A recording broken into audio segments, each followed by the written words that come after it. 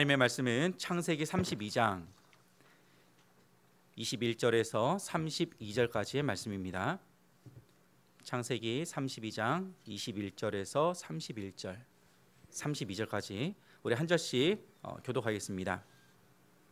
그 예물은 그의 앞서 보내고 그는 무리 가운데서 밤을 지내다가 밤에 일어나 두 아내와 두 여종과 11 아들을 인도하여 야복나루를 건널세. 그들을 인도하여 시내를 건너가게 하며 그의 소유도 건너가게 하고 야곱은 홀로 남았더니 어떤 사람이 날이 새도록 야곱과 씨름하다가 자기가 야곱을 이기지 못함을 보고 그가 야곱의 허벅지 관절을 치매 야곱의 허벅지 관절이 그 사람과 씨름할 때에 어긋났더라. 그가 이르되 날이 새려하니 나로 가게 하라. 야곱이 이르되 당신이 내게 축복하지 아니하면 가게 하지 아니하겠나이다. 그 사람이 그에게 이르되 내 이름이 무엇이냐? 그가 이르되 야곱이니이다. 그가 이르되 내 이름을 다시는 야곱이라 부를 것이 아니요 이스라엘이라 부를 것이니 이는 내가 하나님과 및 사람들과 겨루어 이겼음이니라. 야곱이 청하여 이르되 당신의 이름을 알려주소서. 그 사람이 이르되 어찌하여 내 이름을 묻느냐 하고 거기서 야곱에게 축복한지라. 그러므로 야곱이 그곳 이름을 분이엘이라 하였으니 그가 이르기를 내가 하나님과 대면하여 보았으나 내 생명이 보존되었다 함이더라. 그가 분이엘을 지날 때에 해가 돋았고 그의 허벅다리로 말미암아 절었더라. 그 사람이 야곱의 허벅지 관절에 있는 둔부의 힘줄을 쳤으므로 이스라엘 사람들이 지금까지 허벅지 관절에 있는 둔부의 힘줄을 먹지 아니하더라. 아멘. 형을 만나러 가는 야곱의 이야기입니다. 이 이야기는 우리가 많이 들었고 또 많이 알고 있는 이야기이죠. 그런데 형을 만나러 가는 야곱의 그 심정이 썩 그렇게 편해 보이지는 않는 것 같습니다. 그렇죠? 오랜만에 형을 만나는데 형을 만나러 가는 그 과정이 그 심정이 매우 불편했던 것 같습니다.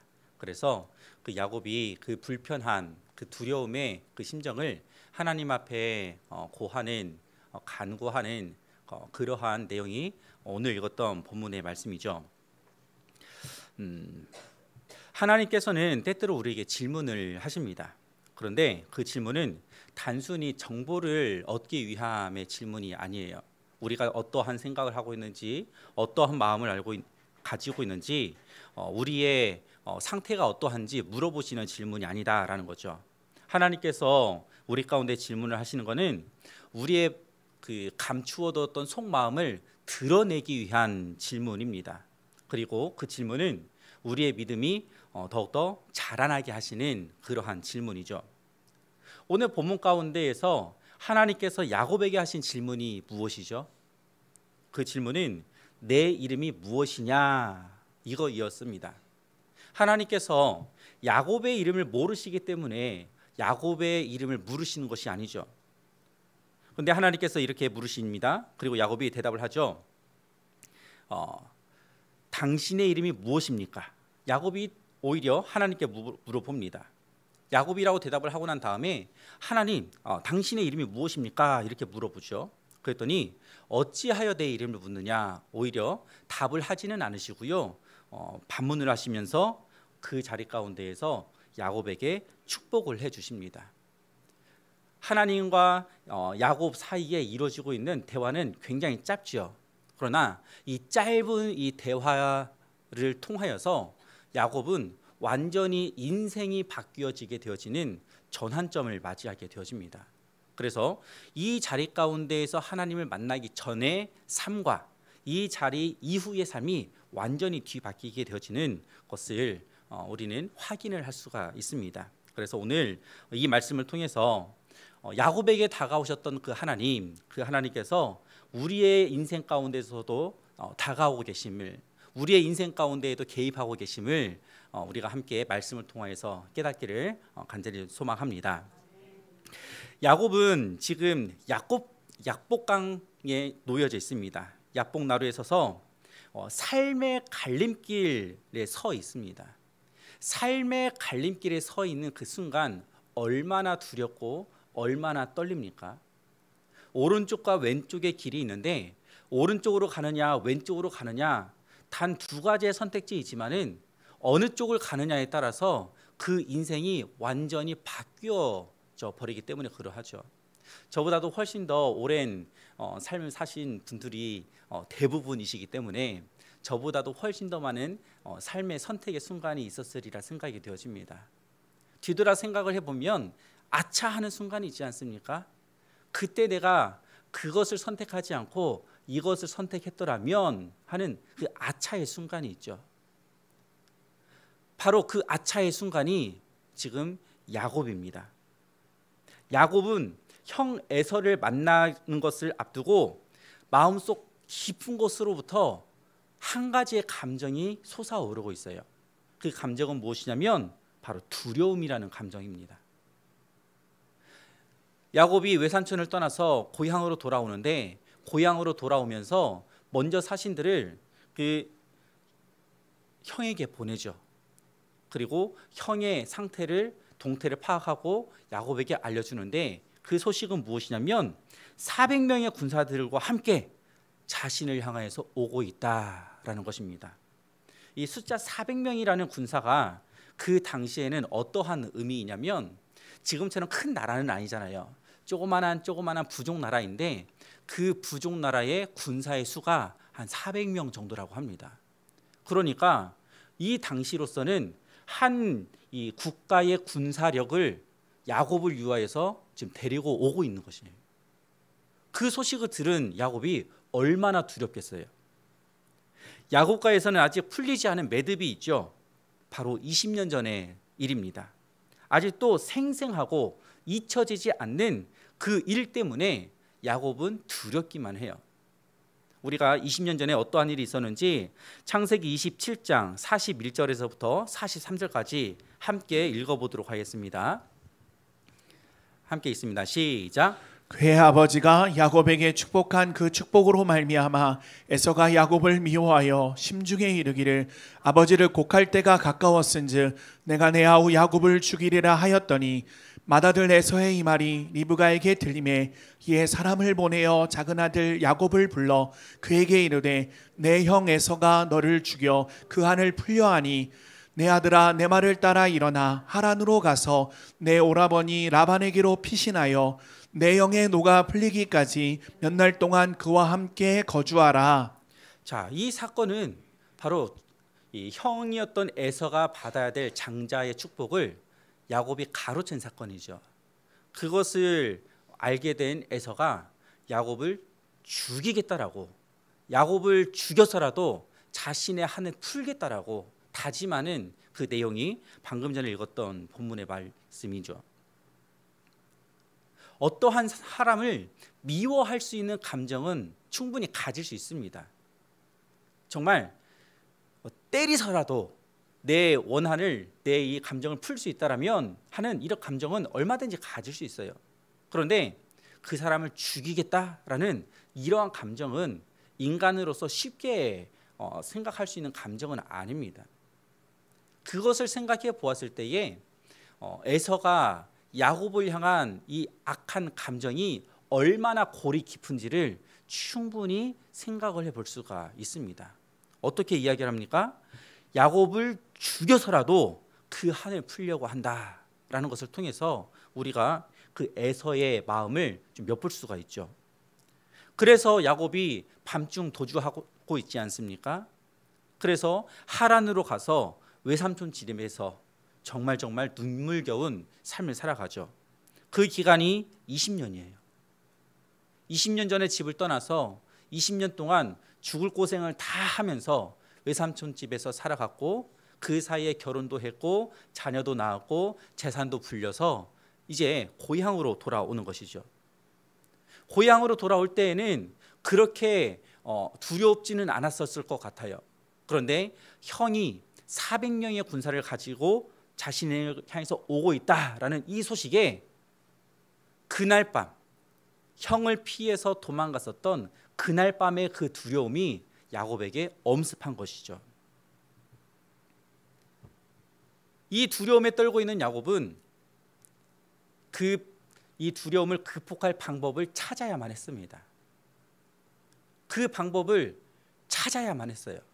그래서 그가 찾은 방법은 무엇이냐면 그가 그동안 했었던 방법들을 통하여서 형 에서를 맞이할 수 있는 그 방법을 찾습니다. 야곱의 인생 가운데에서 수도 없이 그가 반복하면서 사용했었던 그 도구와 방법들은 얄팍한 자신의 지식과 자신의 꾀입니다. 자, 그 꾀를 활용해서 어떻게 형 에서를 맞이하려고 하는지 우리 말씀 한번 보겠습니다. 창세기 32장 13절에서 16절 우리 한 절씩 읽겠습니다. 야곱이 거기서 밤을 지내고 그 소유 중에서 형 에서를 위하여 예물을 택하니 암염소가 200이요 순염소가 20이요 암양이 200이요 순양이 20이요 전나는 낙타 30과 그 새끼요 암소가 40이요 황소가 10이요 암나귀가 20이요 그 새끼 나귀가 10이라. 그것을 각각 때로 나누어 종들의 손에 맡기고 그의 종에게 이르되 나보다 앞서 건너가서 각대로 거리를 두게 하라 하고. 자, 이것이 야곱이 선택했었던 방법입니다. 그런데요, 이 방법적인 내용을 들여다보니까 예물의 규모가 어마어마합니다. 저는 그 중에서도 황소가 10마리, 암소가 40마리 여기에 조금 이 눈길이 가는데 그 중에 한 마리만 저에게 줬었으면 그렇지 않습니까? 예, 황소 한 마리가 얼마만큼인데 근데 황소가 10마리래요. 암소가 40마리래요. 그 외에도 너무나도 많이 있죠. 이것을 생각을 해보면 야곱은 외삼촌 집에서 어마어마한 부를 이루었다라는 것을 우리는 생각을 해볼 수가 있습니다. 자신의 전 재산을 형 에서에게 주는 것이 아니라 자신의 전 재산 중에서 일부를 택해가지고 형 에서에게 예물로 주는 것이거든요. 그런데 그 예물을 보게 되면은 이 많은 이 짐승들을 한꺼번에 모아가지고 형 에서에게 보내지를 않습니다. 방금 전에 언급이 되었던 이 짐승들을요, 때를 나누어요. 때를 나누어서 먼저 보내고 일정 거리를 떼어서 또 보내고 일정 거리를 떼어서 또 보냅니다. 왜 그럴까요? 여기에 야곱의 얄팍한 꾀가 숨겨져 있는 거예요. 형 에서의 입장에서는 첫 번째 선물을 받았죠. 조금 있으니까 또 받아요. 조금 있으니까 또 받아요. 그러면 선물을 받고 하면 기분이 좋아지지 않겠습니까? 이렇게도 한번 생각을 해볼 수가 있는데요. 반대로 생각을 해보면, 나쁜 쪽으로 생각을 해보면 먼저 선물을 보내는데 형이 선물을 받지 않았어요. 거부합니다. 두 번째 선물을 도착했어요. 거부해요. 그거는 형의 상태가 어떠하다는 걸 의미해요. 너만 나와. 난 너만 있으면 돼. 너 만나면은 죽일 거야. 이 감정 아니겠습니까? 이것을 확인하는 거예요. 그래서 거부하면 아니다 싶어서 스톱하고 도망가겠죠. 이것이 야곱이 가지고 있는 얄팍한 꾀입니다. 한번 살펴보죠. 창세기 32장 17절에서 20절입니다. 우리 한 절씩 읽겠습니다. 그가 또 앞선 자에게 명령하여 이르되 내 형 에서가 너를 만나 묻기를 내가 누구의 사람이며 어디로 가느냐 내 앞의 것은 누구의 것이냐 하거든. 대답하기를 주의 종 야곱의 것이요 자기 주 에서에게로 보내는 예물이오며 야곱도 우리 뒤에 있나이다 하라 하고. 그 둘째와 셋째와 각 때를 따라가는 자에게 명령하여 이르되 너희도 에서를 만나거든 곧 이같이 그에게 말하고. 또 너희는 말하기를 주의 종 야곱이 우리 뒤에 있다 하라 하니 이는 야곱이 말하기를 내가 내 앞에 보내는 예물로 형의 감정을 푼 후에 대면하면 형이 혹시 나를 받아주리라 함이었더라. 자, 어떻습니까? 야곱의 이 얄팍한 꾀가 보이지 않습니까? 이거 누가 보냈어? 야곱이 보냈습니다. 우리 주 야곱 주인 뒤에 있습니다. 그래서 보내고 형의 마음이 풀어지면 혹시 나를 용서해 주지 않을까? 이러한 얄팍한 꾀. 그러나 그 예물을 받지 않으면 나는 도망가리라. 얼마나 두렵습니까? 자, 재물을 먼저 다 보내고요. 형에게 줄 선물을 다 보내고 그 다음에 어떻게 하냐면 자신의 가족들도 보냅니다. 강을 건너게 해요. 그리고 난 다음에 자기 혼자 제일 뒤에 남아서 홀로 남아서 그 두려움에 사무쳐서 그 두려움에 어떻게 이겨낼지 몰라서 그 혼자 남은 야곱은 하나님을 향합니다. 오늘 본문이지요. 21절에서 23절까지의 말씀을 한번 보겠습니다. 그 예물은 그의 앞서 보내고 그는 무리 가운데서 밤을 지내다가 밤에 일어나 두 아내와 두 여종과 11 아들을 인도하여 얍봉 나루를 건널세 그들을 인도하여 시내를 건너가게 하며 그의 소유도 건너가게 하고 다 보내죠. 제일 뒤에 지극히 두려움에 떨고 있는 야곱 혼자 남아 있습니다. 이 혼자 남아 있는 야곱이 가장 극심한 두려움 가운데 사로잡혀서 그가 할 수 있는 것은 하나님께 기도하는 거예요. 그런데 그 하나님께 기도하는 거가 20년 전 아버지 집을 떠나서 하란으로 갈 때 베델에서 기도했었던 그 기도가 다시 한번 떠오르는 거죠. 그리고 그 하나님을 향해서 붙잡는 거죠. 우리가 읽었던 본문에서는 그 기도를 씨름으로 표현을 하고 있습니다. 그 밤 그렇게 씨름하며 기도하고 있는 야곱에게 하나님은 찾아오세요. 그리고 그 하나님을 향하여서 야곱은 처절하게 매달립니다. 생사의 기록 가운데 놓여 있기 때문에 그 하나님을 붙들지 않고서는 도저히 두려움을 극복할 수도 없고 그 죽음의 위기 앞에 벗어날 수가 없는 것이죠. 그래서 야곱은 그 하나님과 씨름하면서 그 하나님을 붙들면서 나를 축복하여 달라고, 나를 붙들어 달라고, 나를 이 위기 가운데에서 두려움 가운데에서 건져 달라고 그 하나님을 향해서 지극히 붙들고 매달립니다. 축복하여 주시지 않으면 나는 이 손을 놓지 않겠습니다. 얼마나 처절한 이 야곱의 모습이 보여지십니까? 얼마나 처절하게 매달리는지 본문은 이렇게 이야기를 하죠. 24절과 25절 함께 읽어보겠습니다. 야곱은 홀로 남았더니 어떤 사람이 날이 새도록 야곱과 씨름하다가 자기가 야곱을 이기지 못함을 보고 그가 야곱의 허벅지 관절을 치매 야곱의 허벅지 관절이 그 사람과 씨름할 때에 어긋났더라. 얼마나 처절하게 매달립니까? 얼마나 처절하게요.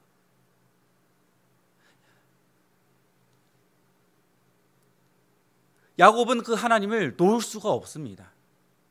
야곱은 하나님을 붙들 수밖에 없어요. 그 하나님이 아니고서는 지금 이 순간 인생의 최대의 고비 앞에서 그 문제를 해결할 수가 없기 때문에 그러하죠. 아마도 야곱은 그 하나님을 붙들면서 야곱스러운 정답을 요구했을지도 몰라요. 당장의 이 두려움을 이겨낼 수 있는 방법을 알려주십시오. 아니면 당장의 이 두려움을 하나님께서 개입하셔서 해결해 주십시오. 야곱이 요구하고 있는 이 정답적인 부분이 솔직히 우리의 모습도 아닙니까? 우리의 요구사항 아닙니까? 하나님 이 문제를 해결해 주십시오. 하나님 이 문제를 풀어 주십시오. 도저히 내가 할 수가 없으니, 도저히 내가 풀 수가 없으니 하나님께서 기적적으로 개입하셔서 하나님께서 문제를 해결해 주십시오. 야곱의 요구나 우리의 요구나 동일한 모습 아닐까요? 그런데 우리는 여기에서 하나님의 방법과 하나님의 모습을 바라보아야 합니다. 하나님께서 그렇게 처절하게 매달리고 있는 야곱을 향하여서 어떻게 말씀하시죠? 야곱아, 내가 너를 잘 안다. 내가 너의 상황을 너무나도 잘 안다. 두렵지? 힘들지? 내가 다 해결해 줄게. 이렇게 말씀하시나요? 아니죠. 야곱이 듣고 싶었던 것은 이 이야기일지도 모르겠어요. 우리가 듣고 싶은 이야기도 이 이야기일지도 모르겠어요. 그러나 하나님께서는 그렇게 말씀하시지 않으십니다. 하나님께서는 너의 이름이 무엇이냐? 오히려 이렇게 물어보세요. 야곱아, 너의 이름이 무엇이냐? 그 순간 처절하게 매달리고 있는 야곱을 향하여서 하나님께서는 왜 야곱의 이름을 부르실까요? 그것은 단순한 호기심도 아니고요.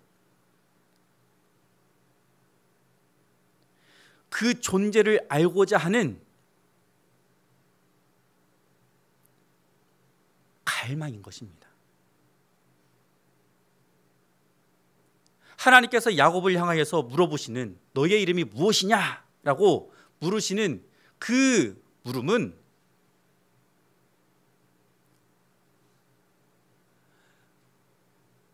야곱아, 너의 진짜 모습이 무엇이냐? 나에게 이야기를 좀 하렴. 이 의미가 담겨져 있는 것이죠.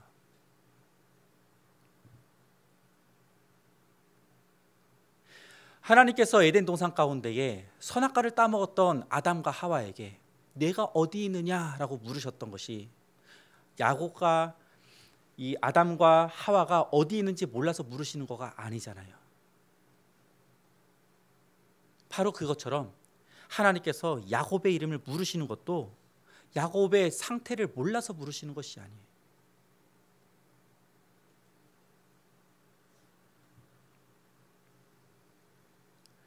야곱은 하나님을 향하여서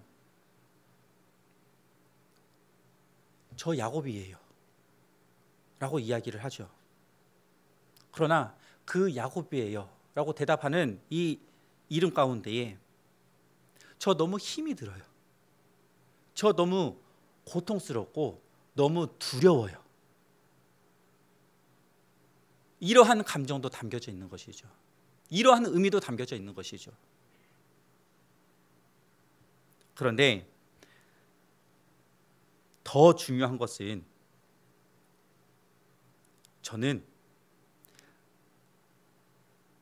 아버지와 형을 속였던 정말 어리석은 자입니다. 솔직하게 자기의 내면을 하나님께 올려드렸다라는 것입니다. 너의 이름이 무엇이냐라고 물어보았을 때에 하나님께서 저의 이름은 야곱입니다 라고 대답을 한 이 대답에는 저는 20년 전에 아버지를 속였던 사람이에요. 저는 20년 전에 형을 속였던 사람이에요. 저는 외삼촌의 집에서도 계속해서 얄팍한 꾀를 통하여서 속이면서 다른 사람들 것을 빼앗으면서 살아왔었던 사람입니다 라는 솔직한 자기의 고백이 담겨져 있는 저는 야곱입니다. 여기에 다 표현이 되어져 있는 것이죠. 하나님께서 야곱의 이름을 물으셨던 것은 바로 그 대답을 듣기 위함이었던 것이죠. 그런데 그러한 의미를 모르면 하나님 왜 저입니까? 왜 저만 이렇게 고통을 받고 있습니까? 왜 저만 이렇게 두려운 상황 가운데에 놓여져 있습니까? 라고 하면서 하나님을 향하여서 원망할 수밖에 없지 않겠습니까? 그러나 하나님께서는 그 원망의 소리를 듣고 싶은 것이 아니라 너의 솔직한 내면의 소리를 나한테 대답을 해주렴. 이것을 하나님께서 원하신다는 사실을 기억하십시오. 자신의 부끄러운 모습을 하나님 앞에 고백하는 것은 전혀 부끄러운 모습이 아닙니다. 오히려 하나님께서 적극적으로 개입하여 주시는 놀라운 은혜가 임하는 순간인 것을 기억하시기를 바랍니다. 야곱에게 그 놀라운 은혜의 순간이 어떻게 임합니까?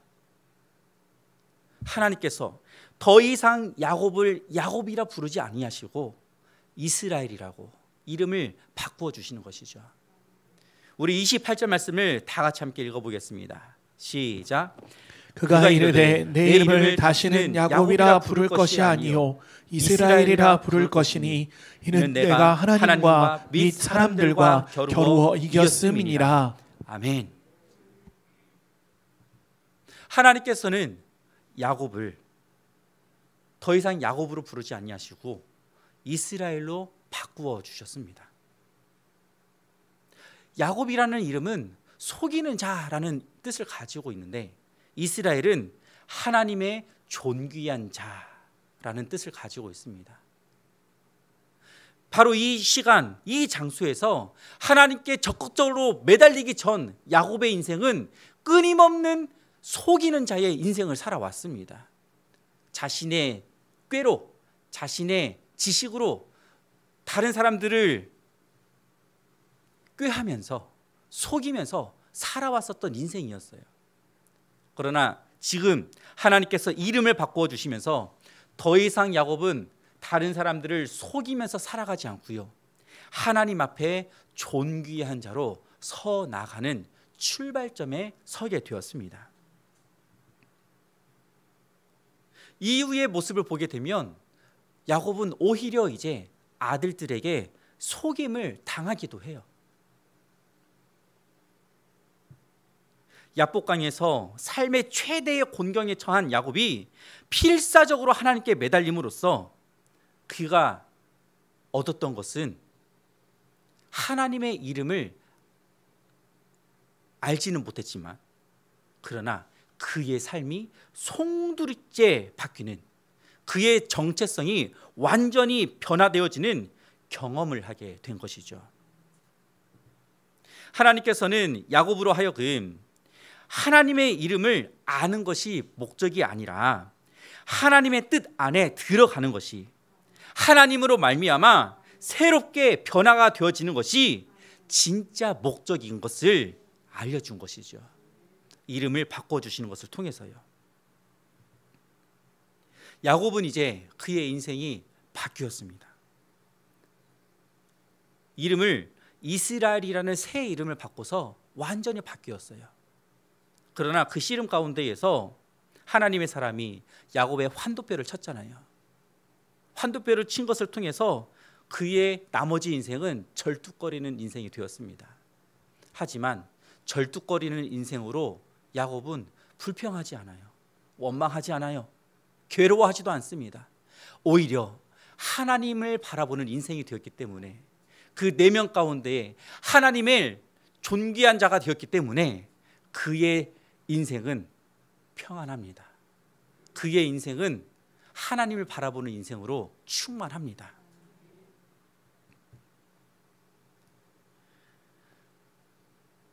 야곱은 이제 더 이상 옛 야곱이 아닙니다. 하나님의 이름을 듣지는 못했지만 인생이 새로워졌고요, 그곳 이름을 브니엘이라고 이름을 바꿔 지었죠.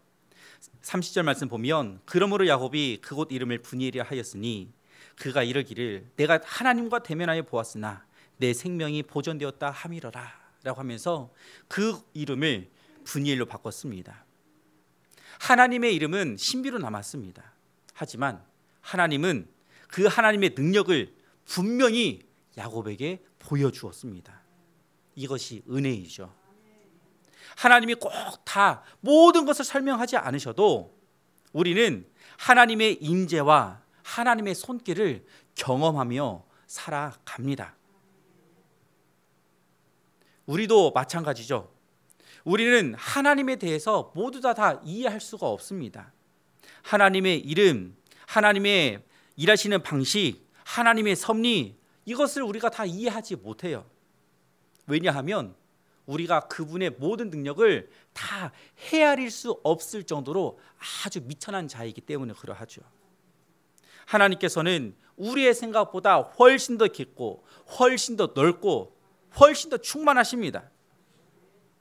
하지만 분명한 것은 그러한 하나님께서 우리의 인생을 찾아오신다라는 사실이죠.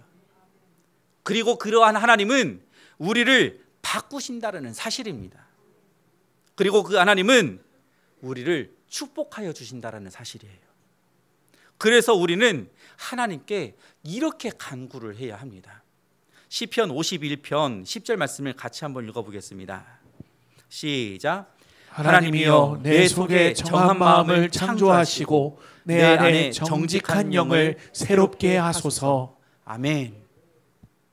우리는 매일매일 하나님을 향하여서 간구해야 되죠.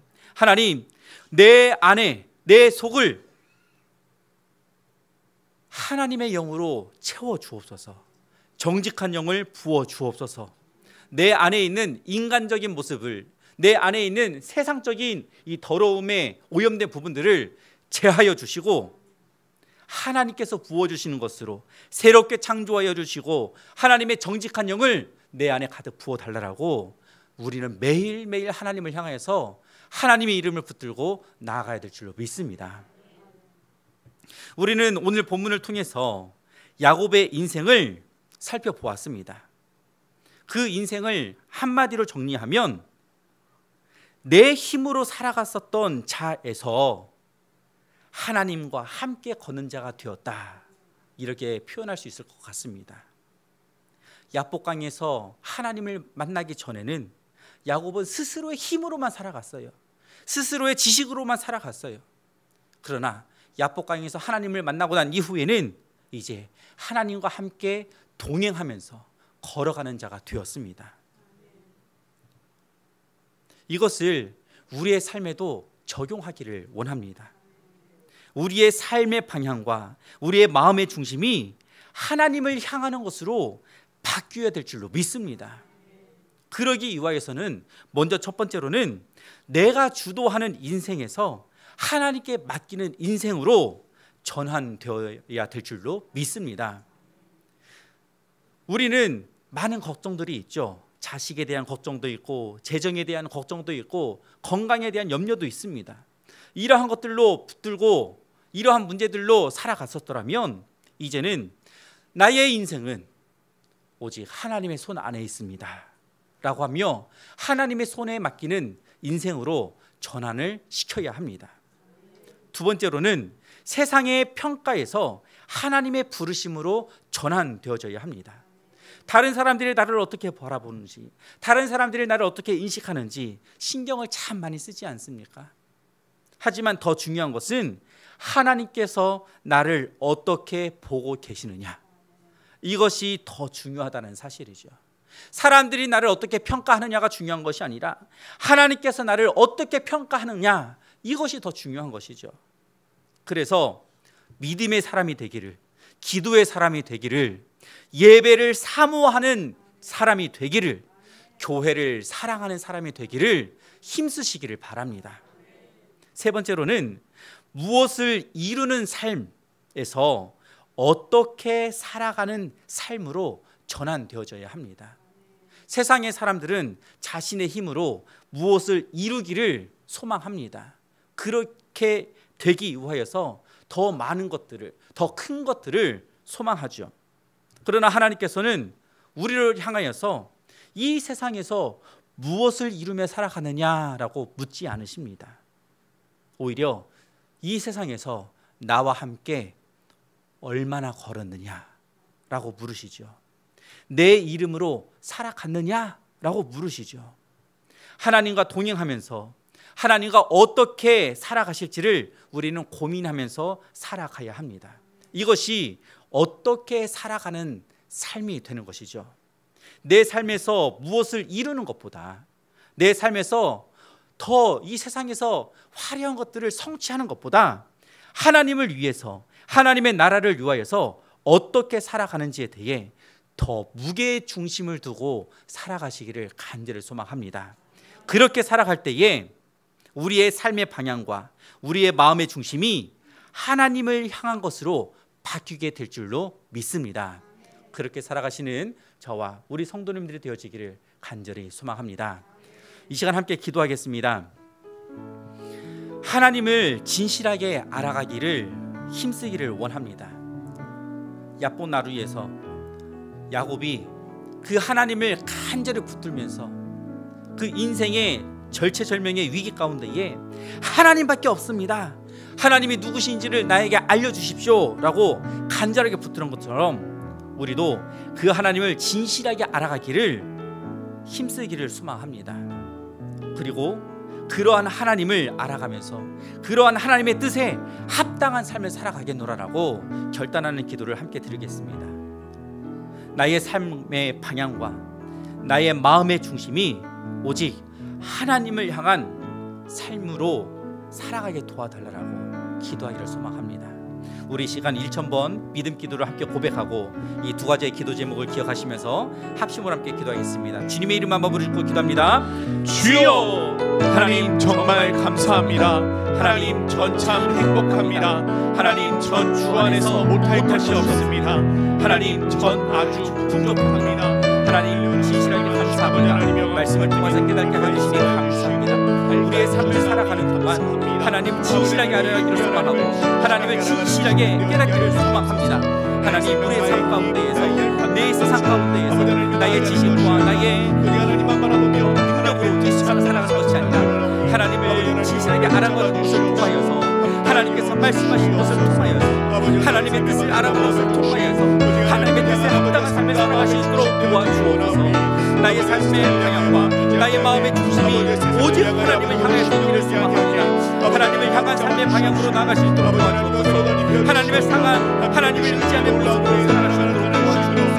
그 모습으로 살아가는 것이 하나님의 뜻을 하나님께서 기뻐하시는 모습이요 하나님의 영광을 올려드리는 것임을 기억하여 나아가기를 원합니다. 야곱과 같이 지금까지는 나의 지식으로 살아왔지만 이제부터는 하나님의 뜻을 합당하게 살아갈 수 있다라고 고백하는 그 정체성이 바로 우리에게도 임하게 하여 주옵소서. 주님 함께하여 주옵소서. 주님 붙잡아 주옵소서. 주님 영광을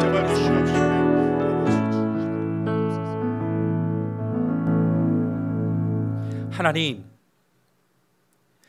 지금까지 우리가 살아왔었던 삶의 모습을 뒤돌아보면 야곱과 같이 얄팍한 나의 지식으로, 얄팍한 나의 능력으로, 얄팍한 잔꾀로 순간순간의 위기를 넘어오고 극복하며 살아왔었던 것처럼 보여지나 실상은 하나님께서 우리의 손을 붙잡아 주셨고 하나님께서 우리의 선택을 붙들어 주셨고 하나님께서 우리의 인생을 붙잡아 주셨음을 고백하게 되어집니다. 그러나 여전히 깨닫지 못한 이 나약한 인생은 그 하나님을 향하여서 원망하고 그 하나님을 향하여서 불평하고 있음을 바라보게 되어집니다. 주님 용서하여 주옵소서. 이 연약한 우리들의 삶을 용서하여 주옵시고 하나님의 권능의 손으로 우리의 인생을 붙들고 계심을 다시 한번 깨닫고 고백하기를 소망합니다. 하나님, 남아있는 인생의 삶을 살아갈 때에 하나님과 늘 동행하면서 하나님의 뜻 가운데 순종하면서 하나님의 뜻 가운데에 전적으로 엎드리며 나아가는 주님과 동행하는 삶을 살아가게 하여 주옵소서.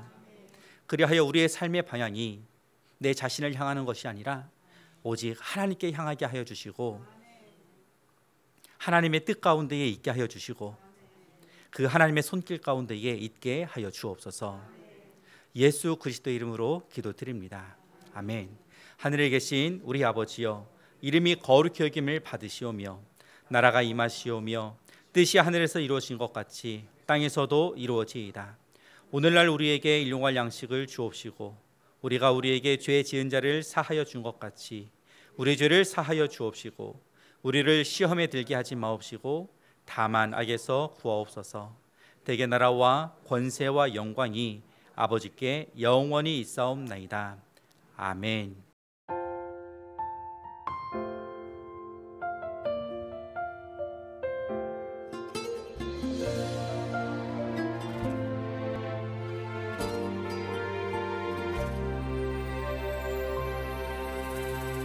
기도할 때 상한 맘 만지시며 내 모든 상처 치료하시네. 기도할 때 삶의 짐 벗어지며 하늘에 위로 주시네.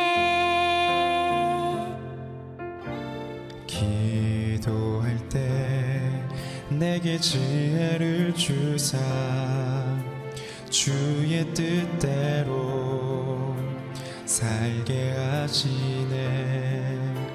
기도할 때 주님 함께 계시니 내 영혼 참 평안하네. 기도를 멈추지 않으리. 기도를 통해 역사하시니 신실하신 하나님 반드시 응답하시니 믿음의 기도 멈추지 않으리.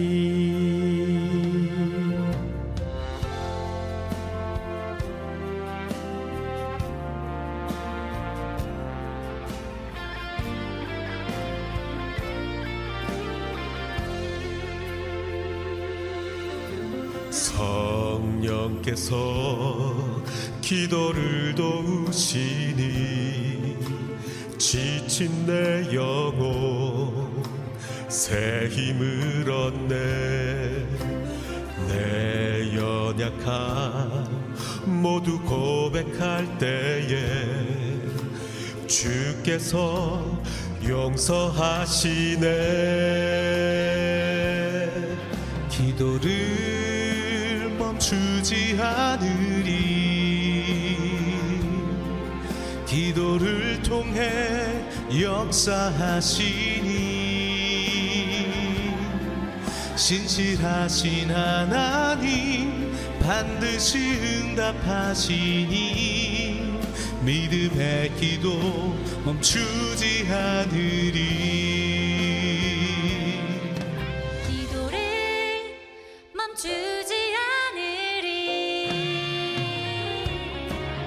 기도를 멈추지 않으리.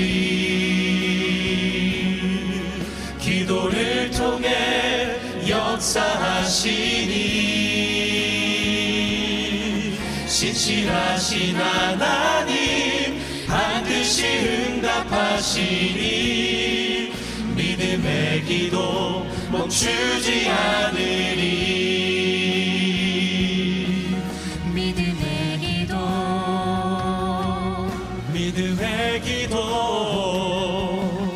믿음의 기도 멈추지 않으리.